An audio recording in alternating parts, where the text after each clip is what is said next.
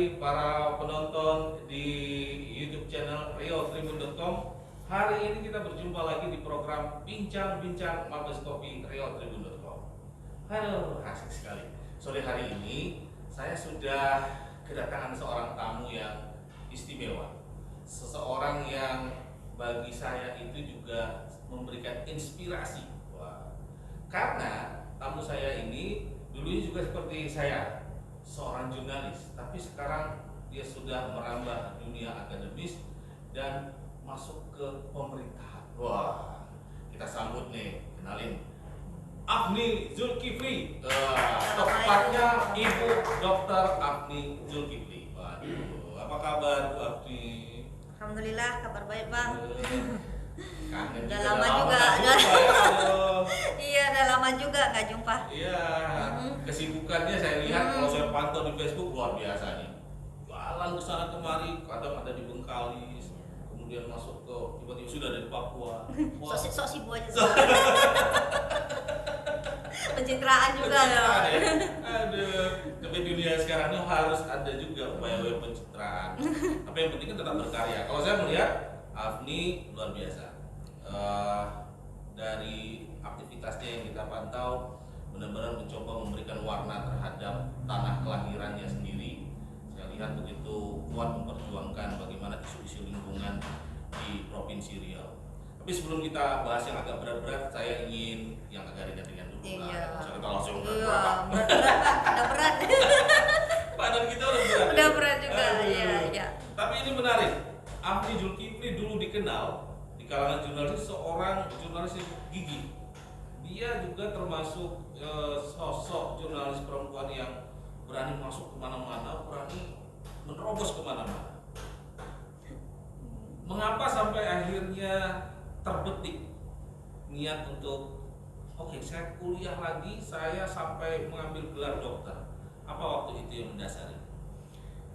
Saya pun sampai sekarang kadang jadi heran-heran juga Bang, kenapa bisa sampai ke jenjang pendidikan tertinggi ya. Kan yang tertinggi itu sebetulnya S3 ya. Kalau profesor kan nanti kan gelar kehormatan akademis. Jadi saya sebenarnya menjalani hidup itu seperti air mengalir aja. Jadi nggak pernah ada target harus S3. Bahkan dulu S2 juga nggak pernah dalam cita-cita, tapi yang ngalir aja sebenarnya. Saya berterima kasih tadi pengantar pembukanya juga cukup bikin saya terharu. Ternyata Abang mengenal saya, mengingat saya sebagai jurnalis yang ibaratnya tangguh lah ya di lapangan. Bagi saya begitu, dan bagi saya apresiasi itu citranya seperti itu ya. Alhamdulillah ya. Alhamdulillah. Jadi memang saya terus terang, saya sampai hari ini saya tidak pernah, kalau ada orang bilang mengatakan bahwa saya adalah mantan jurnalis, saya nggak terima Bang. Iya, karena saya sampai sekarang belum pernah menerima SK pemberhentian. Saya masih punya kartu kartu pers, meskipun saya memang tidak lagi mengurus di redaksional ya, dan saya masih artinya saya bangga dengan profesi jurnalis saya gitu. Nah, bagi saya jurnalislah yang menjadi profesi jurnalislah yang membentuk karakter saya dan membawa takdir itu yang ngalir seperti air tadi. Jadi sebetulnya jurnalis yang membentuk dengan profesi jurnalis itu pada akhirnya membentuklah karakter di diri saya untuk lebih fighter gitu, dan lebih pingin tahu. Kita kan jurnalis tuh keponya tinggi ya Bang ya, tingkat kepo dididik untuk tidak puas gitu, percaya pada sesuatu. Iya, tidak puas pada sesuatu, ingin masuk lebih dalam menelisik sesuatu. Itu kan dari awal pelatihannya begitu. Iya, jadi memang sudah terbentuk seperti itu. Jadi tingkat keponya yang tinggi dan segala macam. Saya ingat saya mulai karir jurnalis itu 2007 Bang. 2007. Jadi satu-satunya sampai hari ini surat lamaran pekerjaan saya cuma jadi wartawan Pekanbaru Pos itu. Jadi cuma itu aja. Jadi 2007 sampai 2010 waktu itu saya ingat Pak Reda memberikan saya tawaran untuk mau nggak kamu coba di JPNN Jawa Pos di Jakarta. Waktu itu saya nggak punya keluarga Bang di Jakarta, nggak punya saudara, nggak kenal siapa-siapa. Saya ingat sekali saya cuma bermodalkan baju di badan, tas ransel, itu isinya cuma 3 helai baju saja, dan saya cuma bawa stick biliar. Karena saya dulu hobi main biliar. Saya dulu ingat itu stick biliar yang saya bawa itu kepunyaan dengan sahabat saya jurnalis juga, wartawan di sama-sama kita liputan di Polres Kota, Bang Bambang, saya ingat yang kecil-kecil, dia jual sticknya sama saya 500.000, padahal gaji saya waktu itu cuma 800.000, jadi lebih dari separuh terus saya beli terus saya bawa. Jadi dan saya nggak kenal siapa-siapa di Jakarta dan mulai meniti karir di Jakarta. Mungkin karena kita orang daerah tadi yang pantang menyerah tadi, saya baru 2 tahun di Jakarta dari pos liputan di DPR RI sampai ke Kementerian Keuangan. Waktu itu Bu Sri Mulyani juga, Pak Menko Hatta Rajasa waktu itu karena kantornya seberangan. 1 tahun di situ saya ke Istana Kepresidenan kan, jadi wartawan di Istana Kepresidenan di Istana. Nah itu semakin di DPR juga sebetulnya kita tiap hari udah jumpa menteri, pejabat-pejabat negara kan setiap hari rapat di situ. Nah tingkat kepo kita bertanya tentang daerah ini kan tinggi. Jadi saya sering, meskipun saya secara keredaksian tidak lagi bertanggung jawab terhadap Pekanbaru Pos ataupun grupnya yang lebih besar lagi Riau Pos, saya tetap support berita, sekali-kali saya tetap support berita pada isu-isu lokal. Karena selama ini kan kita tahu Bang, wartawan di daerah kita yang paling sulit itu kan menembus narasumber nih. Jadi saya selalu membawa misi, selain kerja jurnalis itu, saya nganggap kerja kita itu sebagian besar ibadah Bang. Bagi saya ya, kan kita terserah ya, orang masing-masing silakan. Tapi kalau bagi saya ada nilai ibadah di situ, karena kalau bicara finansial jarang kita menemukan wartawan yang benar-benar idealis itu kaya.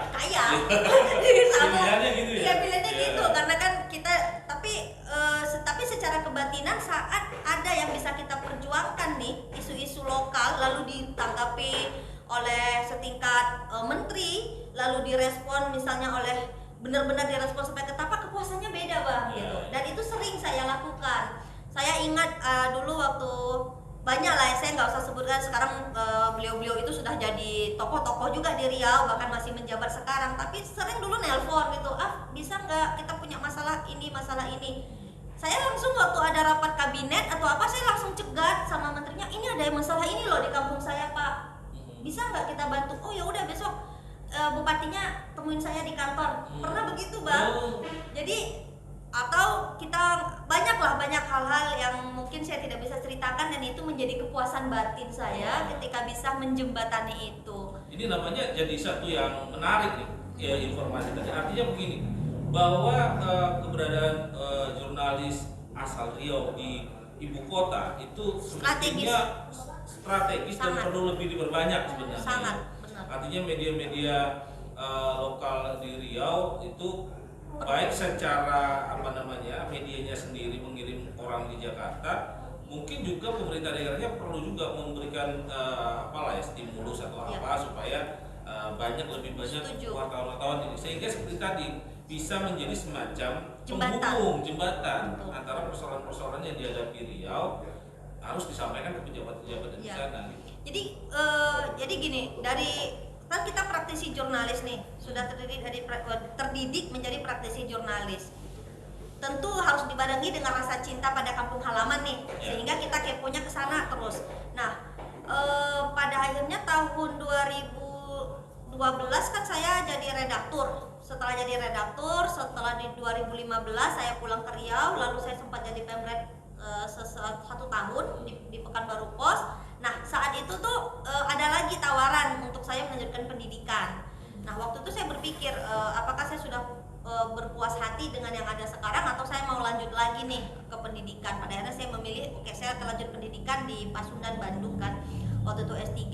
Nah tentu saya balik lagi ke Jawa Pos, JPNN waktu itu. Nah saat itu 3 bulan kemudian dapat tawaran dari Bu Menteri Lingkungan Hidup dan Kehutanan, Ibu Siti Nurbaya. Banyak dan yang kalau yang ngundang atau bertanya sama saya, itu gimana kok bisa sama Bu Menteri? Saya mengatakan bahwa saya tidak kenal dengan beliau. Bahkan selama saya menjadi jurnalis di Jakarta yang hampir 5-6 tahun ya, berarti saya malah nggak pernah kenal sama Siti Nurbaya gitu. Saya nggak pernah kenal.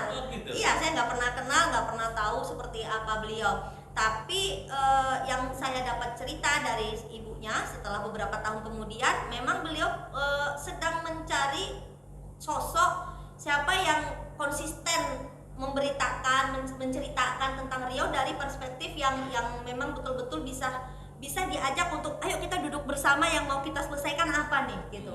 Nah, waktu itu kan liputan kita 2015 Karhutla kan intens sekali. Betul. Salah satu Karhutla terbesar, meski sepanjang sejarah ini ya, bukan. Yang terbesar sebetulnya bukan di 2015, Bang. iya, 2015 itu 97 kalau tidak 97 salah. 98 kita hampir 12 juta hektar. Ya.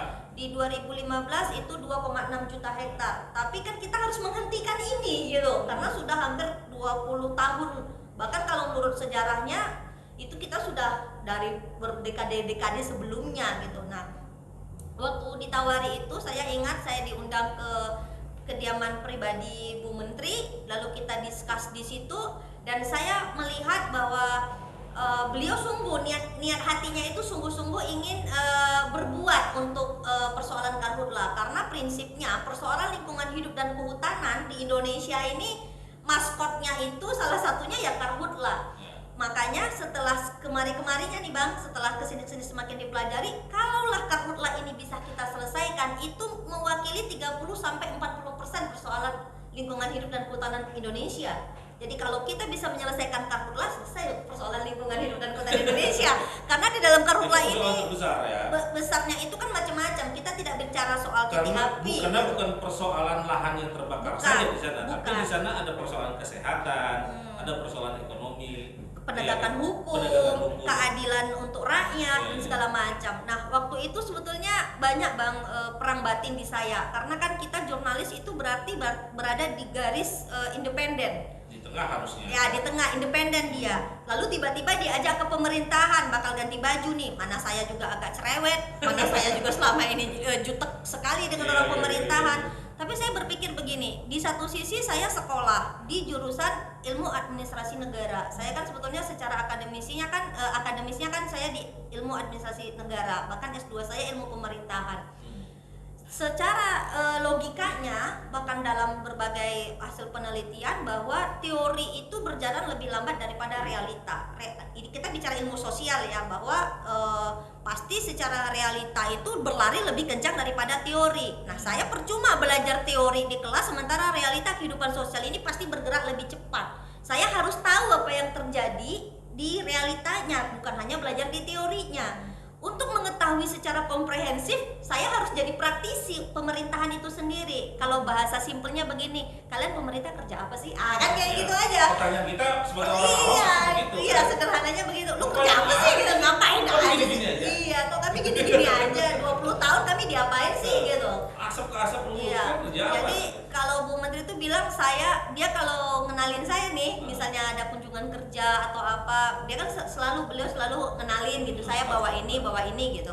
Selalu yang disampaikan ini orang yang paling cerewet dan bawel kalau sama saya kalau soal Karhutla. Selalu digituin. Tapi itu tadi Bang, saya bukan orang yang pede sebetulnya. Meskipun secara kasat mata, wah ini tingkat percaya diri tinggi, padahal enggak. Jadi di awal-awal itu saya komitmen dalam hati saya bahwa saya tidak mau show off.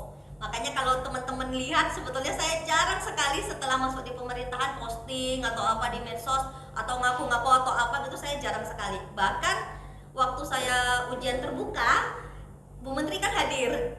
Beliau itu hadir waktu itu dan promotor saya sama rektor saya tuh bilang begini, kaget kan? Karena baru tahu H-1 Bu Menteri hadir gitu. Rektor saya, promotor saya, kebetulan dosen saya juga bilang, kami itu Bu sama sekali Bu Menteri di sidang ini Bang, tidak tahu kalau Bu Afni ini seorang tenaga ahli menteri karena beliau itu ngakunya di kelas itu sebagai jurnalis dan ibu rumah tangga, cuma itu aja gitu. Bagi saya nggak penting kita ngasih tahu kita sebagai apa. Bagi saya ya Bang, saya nggak penting orang harus tahu kita memegang jabatan apa, tapi kita kerja aja gitu. Kan nggak mesti orang harus tahu kita punya jabatan apa ya, malah jadi terbeban gitu. Tapi nggak aku sebagai jurnalis kan bangga saya. Tapi bukan berarti saya nggak bangga sebagai orang tenaga ahli menteri, bukan nggak bangga, tetapi ada pekerjaan-pekerjaan yang harus saya lakukan tanpa saya harus show off Bang gitu. Karena seringnya begini, contoh kecil ya Bang, tetap aja lah orang ada yang tahu bahwa saya tenaga ahli menteri, dekat sama menteri. Saya pernah loh ditungguin orang baru turun dari, kan saya kuliah di Bandung, turun di bandara, udah ada aja orang perusahaan yang mau nemuin gitu. Oke. Nah, jadi saya lebih menjaga itu ya. godaan ya. banget, jadi banyak sekali godaannya. Lah saya kan harus secara etika dan secara apa, karena saya lihat kesungguhan Bu Menteri, Bu Siti untuk membenahi Riau. Bagi saya begini, buat apa saya tergoda dengan semua godaan itu kalau yang saya korbankan adalah kepentingan jutaan rakyat Riau yang harus kita jaga nih di dalam kebijakan-kebijakannya pemerintah. Jadi saya bilang sama Bu Siti, saya nggak peduli besok siapa presidennya, siapa menterinya, tapi tolong catatkan lewat tangan Anda hari ini kebijakan yang baik untuk Riau dan tentu saja untuk Indonesia. Sejauh Afni sudah menjadi tenaga ahli menteri, apa capaian yang nyata lah dari kebijakan Menteri Kehutanan Lingkungan Hidup itu terhadap upaya kita untuk memang mencegah kebakaran hutan ini? Apa sih yang masyarakat perlu tahu? Kebijakan ini loh, tadi kan pertanyaannya selalu sama, saya juga selalu, ini kok masih terbakar gitu, apa kerjanya ini gitu kan, pasti begitu. Tapi kira-kira yang strategis sudah dilakukan sampai saat ini itu apa? Oke, pertanyaan ini Bang paling saya tunggu. Dan memang memahami karhutlah dulu waktu itu tadi, mengapa kita penting menjadi praktisi, karena dari situ kita komprehensif. Kalau saya dulu, saya pribadi aja bicara, saya paling bicara karhutlah apa yang kita ingat, hotspot aja kan Bang. Iya. Paling kita pemahaman Karena kita selalu yang diberitakan iya, hotspot sama asap. Iya. Pagi-pagi ada sedikit putih-putih asap, kita langsung bilang ini kerja pemerintah apa, pasti begitu dulu. Lalu ada helikopter keliling-keliling waterbombing, ngapain waterbombing di musim hujan, kan begitu, kayak buang duit segala macam, bahasa kita kan begitu. Atau bahasa berikutnya, kenapa nggak cabut izin aja, kan begitu. Iya. Nah, tapi begitu jadi praktisi, saya mempelajarinya secara komprehensif dan saya secara sederhana mengatakan bahwa mempelajari karhutlah itu seperti melihat gurita, di mana ada tangan di mana-mana dan sangat kompleks sekali persoalannya. Makanya 30-40% persoalan lingkungan hidup dan kehutanan Indonesia, selesaikan karhutlahnya, selesailah dia, gitu. Jadi kalau tadi pertanyaan Abang, apa sih yang sudah dilakukan? Saya simpel menceritakan dari apa yang saya temukan, bahwa dulunya Bang kita itu memang nyaris nggak diapa-apain. Jadi dibiarin aja, kalau ada karhutlah asapnya dibiarin. Bahkan ini bukan ini ya, dan itu adalah hasil disertasi saya. Kebetulan disertasi saya judulnya Kepemimpinan Transglobal dalam Pengendalian Kebakaran Hutan dan Lahan di Indonesia, dengan studi case spesifik di Provinsi Riau. Dan banyak narasumber menceritakan bahwa dulu memang tidak ada apapun yang dilakukan. Bahkan dulu ada perusahaan yang terbakar lahannya seluas kota Jakarta, bayangin. Dan di mana si perusahaan ini tidak memiliki tim pemadam. Jadi yang dia suruh mademin itu ya kalau ada yang nggak ada kerjaan, lagi tukang ketik atau tukang sapu yang nggak ada kerjaan, pemademin ya nggak bisa Bang. Karena kita gambut itu spesifik dia cara pemadamannya, cara pendekatannya, dan kalau sudah terbakar dia paling sulit padamnya, jadi dia nggak boleh terbakar. Tapi persoalannya pelepasan kawasan di Riau kita ini, hutan kita itu sudah berubah jenisnya. Yang dia gambut, yang diciptakan Allah Subhanahu Wa Taala dia harus basah, dipaksa untuk tidak basah, lalu jadi kebun sawit, jadi perumahan, jadi lahan. Bahkan sekolah, taman nasional kita aja Tesonilo sebagai udah nyaris rusak kan. Coba sekarang kalau mau kita benerin pasti nggak sulit. Karena apa? Orang sudah duluan dia sebelum taman nasionalnya ada.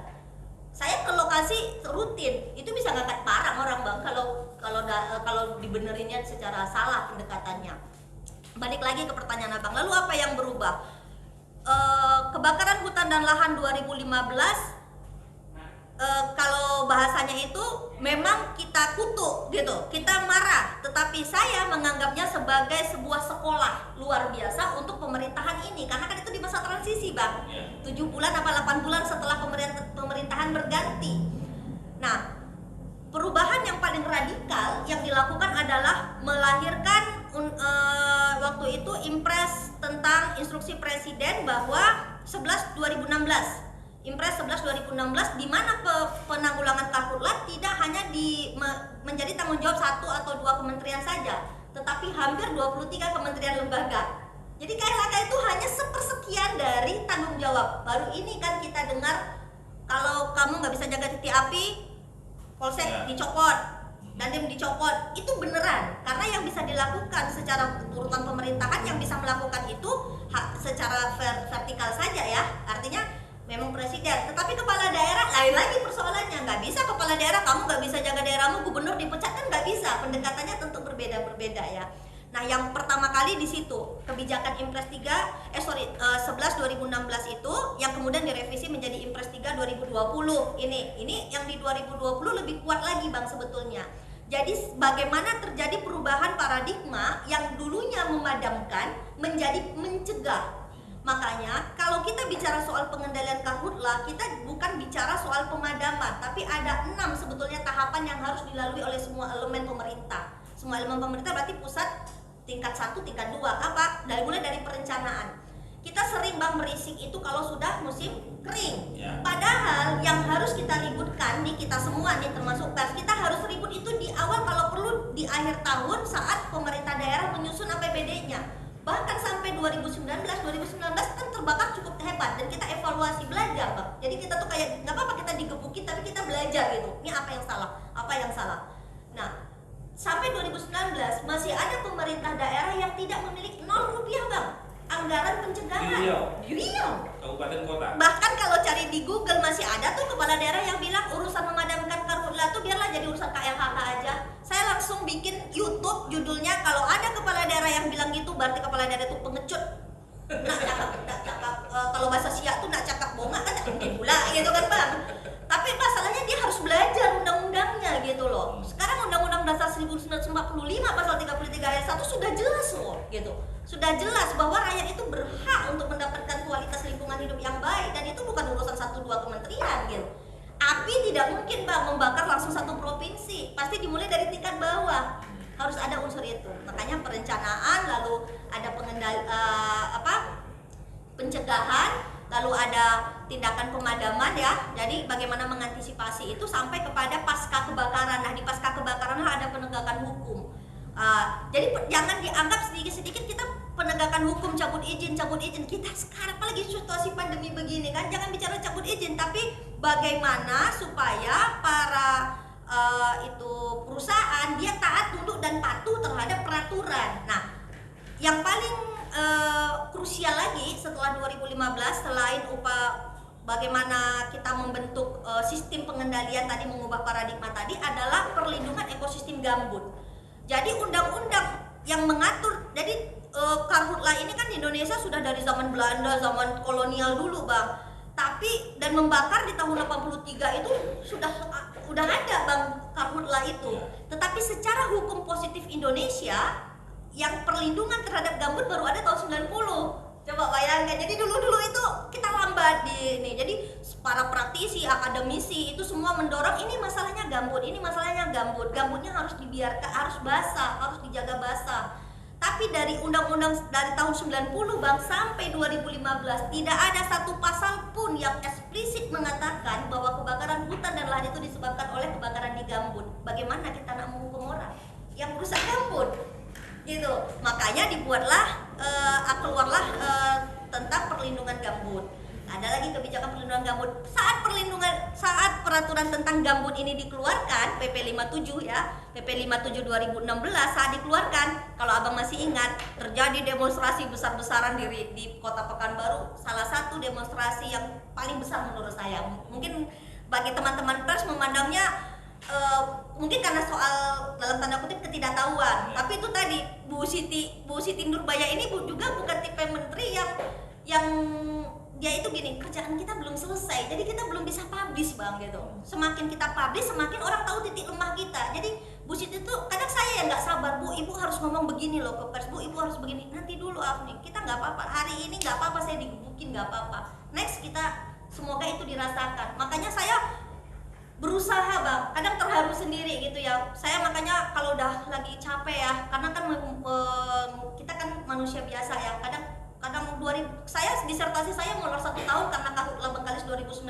Saya tidur di lokasi ya, ala-ala jurnalis banget gitu ya, seperti itulah kita. Dan saya pikir peraturan semua sudah oke. Sekarang tinggal bagaimana sinkronisasi antara pusat daerahnya untuk melindungi gambutnya, karena persoalan gambut ini tidak hanya berada di lahan konsesi yang menjadi kewenangan KLHK. Makanya orang kan selalu bilang kalau udah terbakar hutan dan lahan mengarahnya pasti ke KLHK.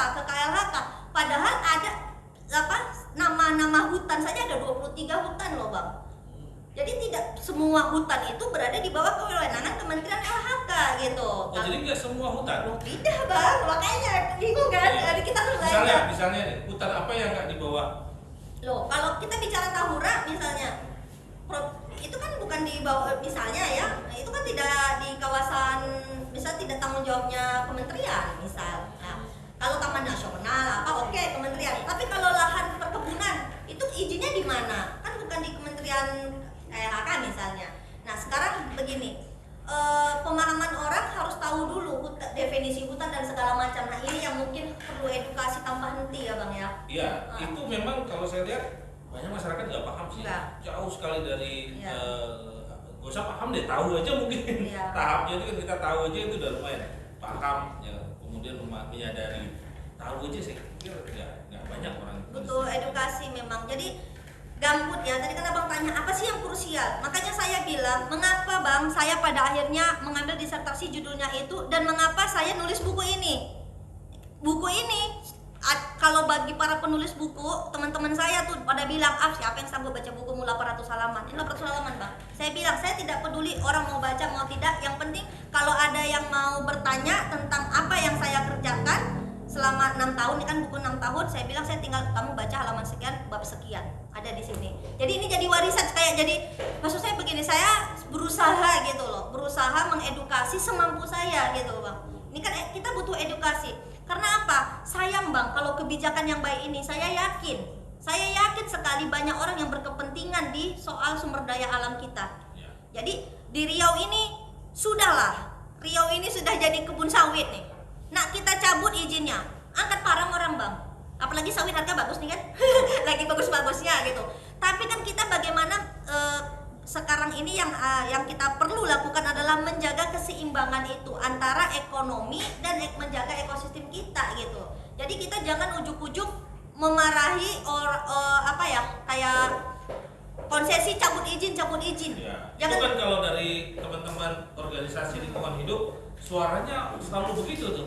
Is oke bang, kita butuh LSM. Saya pikir LSM pun saya rasa mendapatkan ruang yang luar biasa loh di Bu Siti ya, karena kolaborasi LSM itu penting untuk kita terus selalu waspada gitu. Ya, jadi kalau mengingatkan gitu, makanya kalau Bu Siti kalau ada LSM beliau malah seneng bang. Iya, makanya kalau Bu Siti itu, kalau orang tanya apa Afni alasan Bu seorang Siti Nurbaya jadiin kamu tenaga ahli menteri, saya sampai sekarang nggak tahu alasannya apa. Yang jelas Bu Siti tuh bilang gini, ibarat kalau bahasa simpelnya begini, Afni kamu daripada teriak-teriak di luar tentang Riau, tentang Karhutla, tapi nggak ada yang dengar, kamu teriak di telinga saya, yuk kita susun bareng-bareng apa yang bagus sampai. Dan saya mengikuti bagaimana ada satu kebijakan lalu dihadang, dicegat, bahkan di main belakang dan segala macam itu saya ngikuti bang. Pernah mengalami teror ya? Sering. Gak usah saya, menterinya juga sering. Tapi turun ke ya. lapangan ada nggak peristiwa yang sangat menakutkan juga lah? Kan sering turun ke lapangan ini ada yang bawa parang gitu.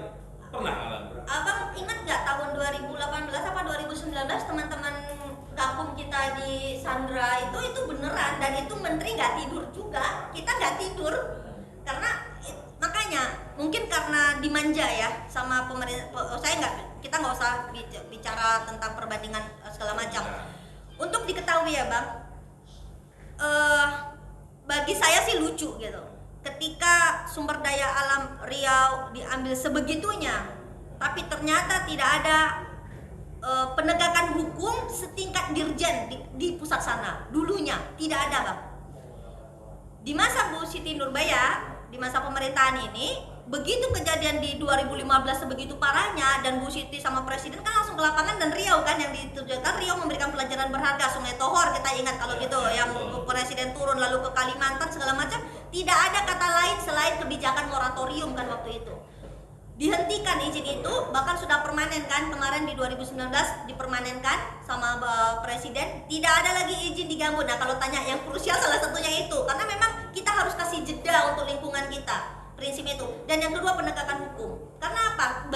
Kalau dibilang nakal-nakal, banyak perusahaan nakal-nakal, memang iya bang, memang iya, dan itu memang nyata. Makanya kalau begitu ada kebijakan soal tata kelola gambut, itu banyak sekali yang menolak, bahkan digugat. Kita ingat Profesor Bambang Hero, saya mengatakan beliau salah satu pahlawan lingkungan, Prof. Bambang Hero, itu kan pernah digugat 500 M apa ya kalau nggak salah, tapi begitu besarnya dukungan dari publik terhadap beliau dan akhirnya perusahaan cabut gugatan.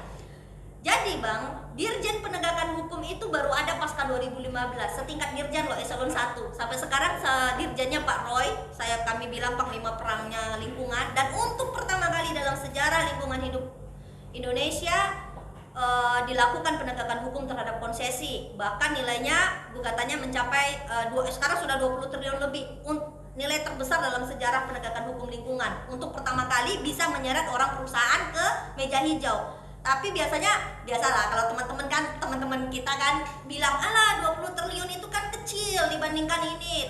Terus habis itu dia nggak bisa ditarik juga, baru sekian miliar bisa ditarik, yang lainnya belum. Kalau saya bicaranya simple, membuktikan mereka bersalah itu sudah menjadi contoh kasus bahwa yang mereka lakukan adalah salah secara hukum. Benar nggak Bang? Jadi membuktikan bahwa si perusahaan ini bersalah itu sudah menjadi capaian sebetulnya untuk kita, yang mana tadinya tidak ada yang bisa membuktikan mereka bersalah gitu loh Bang. Jadi seperti seolah-olah konsesi itu kebal hukum gitu loh. Tapi sekarang ada celah yang bisa kita masuki, ada undang-undang, ada kebijakannya, PP 57 juga soal gambut itu, lalu moratorium itu dan segala macam peraturan tentang tinggi muka air tanah kan banyak ya, ada sekitar peraturan menterinya juga banyak. Itu bisa digunakan untuk kita menyeret konsesi ke meja hukum. Itu saja udah berdarah-darah gitu Bang, gitu. Jadi banyak. Karena kita memang melawan satu kekuatan yang besar. sudah lama berakar, dan sulitnya itu mereka juga sudah menjadi ini ya. Kalau kita bicara soal corporate lah tadi kan, tuntutannya cabut konsesi, tutup perusahaan, tapi kan karena dia sudah berurat berakar, sudah mau nggak mau kita harus bilang juga sedikit banyak dia sudah menghidupi sekian ratus orang, sekian ribu orang, nggak mungkin kita bicara langsung main cabut-cabut aja kan begitu ya. Jadi itu pertimbangan lah yang memang mau nggak mau mereka harus dipikirkan ya oleh teman-teman di kementerian misalnya. Aduh, kalau ngobrol dengan Afni ini, wah kayak kereta api cepat Jakarta Bandung, luar biasa. Sudah berapa banyak sebenarnya perusahaan yang diputus bersalah? Kalau tadi kan perjuangan udah berat. Boleh tahu nggak sudah berapa banyak kira-kira perusahaan? Ya, kalau saya tidak bisa bicara kuantiti ya. Jadi saya tidak mungkin bicara kuantiti karena kan angkanya pasti saya tidak valid gitu. Karena kan saya tidak sampai pada teknis gakumnya, kan tentu ada di Dirjen Gakumnya gitu. Tapi yang jelas begini Bang, bahwa pemerintah itu adalah simpul dari semua kepentingan. Jadi jangan dikatakan juga bahwa pemerintahan ini atau Bu Menteri ini keras banget ya sama perusahaan misalkan. Enggak, kita bahkan kemarin terakhir ada rilis bahwa sektor kehutanan kita di tengah pandemi malah cukup bagus gitu. Artinya kita bisa menjaga keseimbangan, bagaimana menjaga ekonomi dan ekosistem kita tetap seimbang gitu. Artinya is okay. Tapi kalau soal cabut izin dan segala macam, nah ini yang harus dipahami lagi. Jadi bahasanya itu memang kita belajar tuh bertingkat-tingkat. Saya pribadi untuk menyelesaikan disertasi soal karhutlah ini, salah satunya adalah soal penegakan hukum. Orang selalu berorientasi pada cabut izin, hanya cabut izin. Tapi pendekatan yang dilakukan oleh KLHK di bawah kepemimpinan Ibu Siti Nurbaya adalah penegakan hukum dengan multi-doors namanya. Multi-doors itu kita pakai unsur pidana, perdata, dan administratif. Nah, biasanya teman-teman bilang, alah hukum administratif itu nggak kuat dibandingkan hukum badan misalnya. Hukum badan, kalau saya memilih orang kaya, kalau dihukum badan 2 tahun bebas, tapi lingkungannya sampai 1000 hektar, 2000 hektar rusak, siapa yang mau bertanggung jawab? Terus kalau kita bicara Bang, cabut izin, lalu dia menjadi open access. Ini saya baru pulang kemarin dari desa Samsam, itu open access loh. Itu dicabut izinnya 2018, lalu siapa yang bertanggung jawab jaga lahannya? Malah tim pemadam yang di lapangan nih, bukan hanya ke Manggala Agni ya, ada TNI, polisi. Udahlah Bu, sarankan aja dikasih ke perusahaan mana. Kenapa? Supaya jelas kita mau minta tanggung jawabnya siapa gitu loh. Sekarang siapa yang mau bertanggung jawab pada lahan-lahan itu? Makanya penegakan hukum yang paling tepat itu multi doors kalau di KLHK. Jadi kita administrasi itu keras sekali loh Bang. lebih keras bahkan daripada pidana ataupun perdata. Tapi karena namanya dia tidak dihukum badan, psikologis kita menganggap hukum itu jadi tidak kuat, padahal ini orang pakar hukum yang akan lebih bagus bicara. Meskipun banyak yang mempertentangkannya kemudian, tapi pada akhirnya saya melihat bahwa penegakan hukum lingkungan kita sebetulnya is okay gitu, bagus sebetulnya, tinggal kita kuatkan saja di implementasi lapangannya. Nah, balik lagi soal lahan tadi.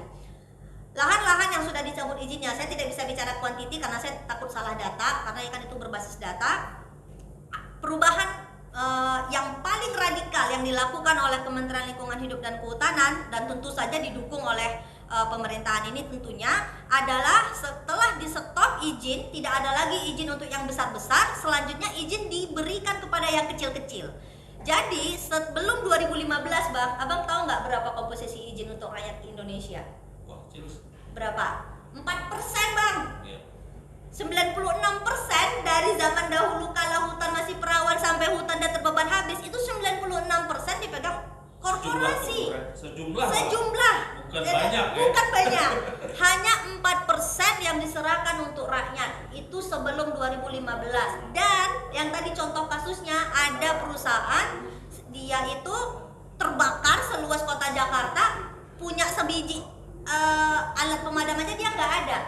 Sekarang nggak boleh lagi Bang, perusahaan pada radius sekian dia wajib punya tim pemadam profesional, SOP-nya sudah disusun seperti apa memadamkannya. Sekarang makanya saya kalau ada kebakaran sekarang, kalau ada perusahaan, saya sih menganggap bahwa mereka bunuh diri aja gitu, karena semuanya sudah terpantau gitu, semua paling sudah terpantau gitu. Nah, balik lagi yang krusial tadi, izin dihentikan untuk yang besar-besar, sekarang izin diberikan untuk yang kecil-kecil melalui program perhutanan sosial dan TORA namanya.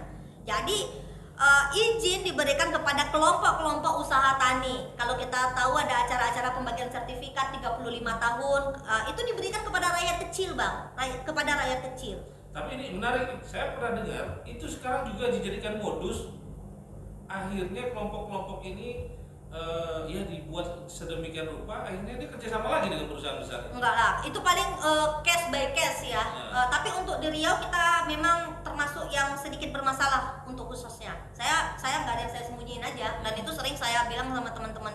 Makanya kalau teman-teman tahu kan enak juga nih buat ngebantu, ngedorong. Karena kan banyak susah Bang kalau udah jadi masuk di pemerintahan, saya nggak bisa belak-belakan. Tapi di belakang kadang saya bilang, ayo dong teman-teman pahami lagi tentang misalnya hutan adat nih Bang. Kenapa hutan adat Bu gini nggak juga terrealisasi di Riau di Riau misalnya hutan adatnya gini.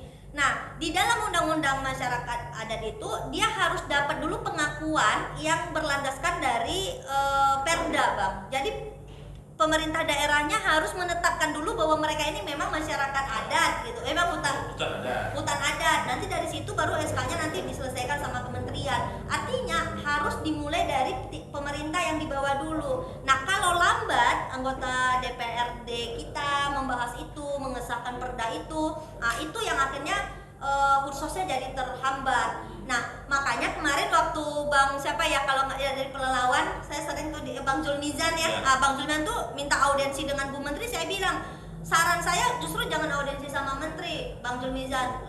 Pelelawan kalau mau audiensi dengan Dirjen Kursos, biar dapat edukasi. Mereka akhirnya mau, mereka diedukasi sama Pak Dirjen langsung tentang bagaimana itu kursos, pengajuan dan segala macam. Malah sekarang kan kita ingin mempercepat itu kan Bang itu. Nah, saya lanjutkan. Yang tadinya 4% itu Bang, kita bicara nasional dulu deh. Untuk masalah Riau itu spesifik sekali case-nya gitu, karena itu tadi banyak kompleks ya. Nah, dari yang tadi sebelum 2015 itu komposisi rakyat hanya 4%, sekarang komposisi rakyat sudah hampir 20%, 16% apa angka pastinya ada, dalam buku saya juga ada. Dan nantinya targetnya itu kita akan sampai pada angka 25-30%. Jadi suatu komposisi yang lebih adil lah, gitu ya. Jadi bagaimana sekarang itu semangatnya menciptakan koperasi rakyat dalam hal pengelolaan hutan. Makanya Bu Menteri selalu bilang, bahkan Bapak Presiden juga selalu bilang, tidak boleh ada lagi rakyat yang dikejar-kejar di dalam hutan sebetulnya. Karena dari banyak penelitian mengatakan bahwa rakyat sekitar hutan itu rakyat yang miskin loh, marginal loh mereka. Ya. Iya kan, padahal mereka itu ada di situ. Selama ini mereka hanya jadi penonton atau dilibatkan pun ya di hal-hal yang berat dan kasar. pasar Ya. yang pendapatannya sangat kecil. Iya, nah makanya sekarang mereka dikasih izin bisa ngelola itu, mereka nggak boleh lagi dikejar-kejar oleh hukum ya, kadang atau dikejar-kejar, bahkan dikejar-kejar sama orang perusahaan. Banyak tuh di kampung saya yang begitu gitu. Jadi makanya banyak hal lah Bang yang kita jembatani. Dan Nah, terkait soal perhutanan sosial di Riau tadi, kira-kira apa rekomendasi seorang Afni Zulkifli agar kita bisa, karena kan masih kecil ya, jauh dari target ya, saya baca Masih jauh jauh. dari target yang kita harapkan bahwa perhutanan sosial di Riau itu mestinya bisa lebih besar sekian tahun, tapi masih kecil. Apa rekomendasi dari seorang Afni agar ini bisa dipercepat? tidak ada yang lain selain komunikasi dan konsolidasi. Komunikasi dalam arti luas ya, komunikasi antara Pemda, antar Pemda dengan pusat misalnya. Kalau sekarang saya berpikir kalau Pemprov dan Pemkab lah ya, kalau yang besar-besar sih di Pemkab lah yang banyak ya, Perhutsos itu tidak mengambil momentum ini. Saya bilang ini momentum loh Bang. Iya Kita dong, nggak bisa tahu. meningkatkan kesejahteraan masyarakat. Iya, kan? kita nggak tahu bagaimana arah kebijakan sektor kehutanan dan lingkungan hidup di pemerintahan berikutnya. Kita kan nggak tahu. Yang jelas pada pemerintahan ini mereka berpihak pada rakyat. Sekarang itu tidak ada yang dipersulit. Sama KLHK nggak ada yang dipersulit. Syarat lengkap dari bawah, perdanya ada, misalnya untuk hutan adat. Untuk abang tahu bahkan pada SK-SK tertentu, misalnya hutan pendidikan, mungkin nggak banyak orang pers yang tahu di Riau, hutan pendidikan yang didapat oleh Unilag itu kurang dari 4 bulan bisa diserahkan. Pertama kali ada hutan pendidikan, bayangkan Riau udah berapa banyak diambil hutannya, kita nggak punya hutan untuk jadi laboratorium bagi mahasiswa-mahasiswa kita. Itu kemana waktu tahun berapa ya, 2017 atau 2018 Bu Menteri ke Unilag itu sama saya, sampai menjadi satu sejarah juga untuk kita. Jadi sebetulnya pada prinsipnya KLHK di kepemimpinan Bu Siti hanya butuh komunikasi, konsolidasi saja. Oke, asik sekali ngobrol kita di sore hari ini, luar biasa. Mudah-mudahan ini nanti juga menjadi informasi yang bermanfaat bagi masyarakat. Dan saya sekali mungkin kita nggak bisa berlama-lama ya. Sebenarnya kalau ngobrol soal ini saya yakin Afni ini tahan 2 kali 24 jam.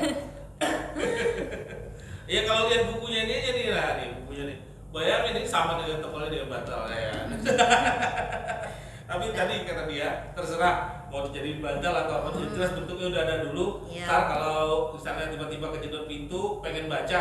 Ya, misalnya, jadi kan kadang capek ya Bang ya menerangkan berulang-ulang. Setidaknya ini menjadi legasi ya, menjadi Betul. warisan seorang Afni Zulkifli untuk masyarakat Riau. Dan kita tunggu juga karya-karya berikutnya, mudah-mudahan dari keliling, pengalaman, ada hal-hal yang bisa kita tetap sharing ke masyarakat Riau ya. Dan nanti suatu saat kalau kita undang lagi ke sini untuk sharing hal-hal yang baru lagi, masih bersedia bersama kita. Dan terima kasih sudah diberi Sama-sama. hadiah buku untuk yang mudah-mudahan sempat juga membacanya ini. Tapi tidak setidaknya bisa jadi referensi ya, nanti kapan-kapan kita bisa lihat. Ini ada gambar-gambarnya juga ya, ada foto-foto juga ya. Lebih banyak tulisan. Tulisan. Jadi bukan buku tentang siapa, tapi saya lagi mencoba menjabarkan bahwa kebijakan-kebijakan baik mari kita jaga, jangan sampai diganggu-ganggu, bahkan kalau perlu ditingkatkan untuk menjaga kualitas lingkungan hidup dan kehutanan kita. Tapi mana celah-celah yang rasanya belum disempurnakan oleh 2 periode pemerintahan ini, mari kita titipkan pada pemerintahan yang berikutnya. Makanya kan di sini pengantarnya dari Pak Sarwono kan, Pak Sarwono ini kan Menteri Lingkungan Hidup ya. Sebelumnya beliau mengatakan bahwa 2 periode ini pun belum tentu bisa menyelesaikan persoalan lingkungan hidup dan kehutanan Indonesia. Tapi pada saya Bang sangat berkeyakinan bahwa kita sedang melangkah maju. Jadi kita sedang berada pada jalurnya. Dan kabar baiknya Bang, mungkin saya berharap sekali mengajak buat kita semua meningkatkan literasi kita tentang karhutlah supaya kita bisa kawal itu. Karena sebetulnya kalau tidak di tahun ini, kalau enggak di tahun depan, kita sebetulnya sudah punya sistem pengendalian kebakaran hutan dan lahan secara permanen. Jadi jangan dikatakan Bang, tadi pertanyaan Abang agak menarik, kok ada lagi kebakarannya, kok masih ada lagi, berarti gagal. Karhutlah akan selalu ada Bang, karena apa? karhutla masih akan ada, bukan selalu ada ya, karhutla pasti akan ada karena gambut kita memang sudah kondisinya rusak. Jadi kalau untuk zero hotspot seperti yang banyak diteriakkan beberapa kalangan, itu bagi saya tidak mungkin, impossible. Siapapun presidennya tidak akan mungkin zero hotspot. Tetapi yang perlu kita pastikan bahwa api itu diintervensi atau tidak, dibiarkan seperti yang sebelum 2015, terbakar luas atau dia dipadamkan.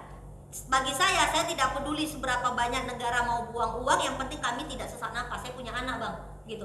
Termasuk soal TMC dan segala macam. Jadi sistem itu dimulai, jadi dirubah sekali bang paradigmanya.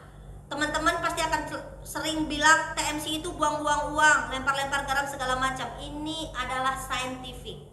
Jadi pengambilan polisinya itu based on scientific. Ada keilmuan teknologi itu Allah memberikan kita akal pikiran untuk kita bisa beradaptasi. Kita harus beradaptasi dengan lingkungan. Kita harus berdamai dengan yang sudah rusak ini. Tapi juga kita harus jaga dia supaya tidak terbakar gambut ini kan. Sambil kan izin sudah kita hentikan, gakum sudah kita perkuat, kita lakukan rehabilitasi besar-besaran loh bang. 2019 adalah rehabilitasi hutan dan lahan terbesar sepanjang sejarah Indonesia, dan salah satu lokasinya ada di Riau. Saya sering ke Bengkali, salah satunya mangrove. Pertama kali dalam sejarah ada pemerintah menyentuh sampai ke titik perbatasan negara loh bang. Nggak pernah ada sebelumnya kita tanam di sana. Meskipun kemarin masyarakat bilang, Bu ini kalau tak ada penahan gelombang Bu, hanyut bibit nih Bu. Waktu itu saya bilang nggak apa-apa, kita tanam dulu sambil akhirnya Bu Menteri bilang, Afni coba susun laporan lagi, bikin sedikit riset kecil berapa abrasinya. Ibu akhirnya bikin surat ke Kementerian PU minta dukungan, dan alhamdulillah kemarin kabarnya sudah ada mengukur segala macam untuk bikin ini. Jadi hal-hal seperti itu yang kami lakukan di lapangan. Memang harus ke lapangan dan harus kita sentuh masyarakat dan menghadirkan negara di tengah rakyat kita, itu yang paling penting buat saya. Luar biasa. Mudah-mudahan ini kedepannya kita punya banyak Afni lah di Riau ini yang memang begitu gigih untuk memperjuangkan tanah kelahirannya. Riau ini sudah cukup lama mungkin dalam bahasa para aktif itu terjajah secara ekonomi, secara kapitalisme gitu ya. Tapi tentunya masih ada harapan. Masih alam ini sesungguhnya selalu berbaik hati. Dia bisa diperbaiki walaupun mungkin membutuhkan waktu yang lama kalau sudah rusak. Tapi lagi ada niat kita untuk memperbaikinya, mewariskan yang terbaik untuk anak cucu kita. Mengapa tidak kita mulai dari sekarang? Afni, ya. Thank you sekali lagi sudah hadir di bincang-bincang kita ini. Mudah-mudahan dan waktu masih mau hadir. Insyaallah. Lagi kalau ada tamu-tamu yang kira-kira mau diajak kesini mau kasih informasi juga kita welcome aja. Ya. Terima kasih, sampai jumpa lagi teman-teman.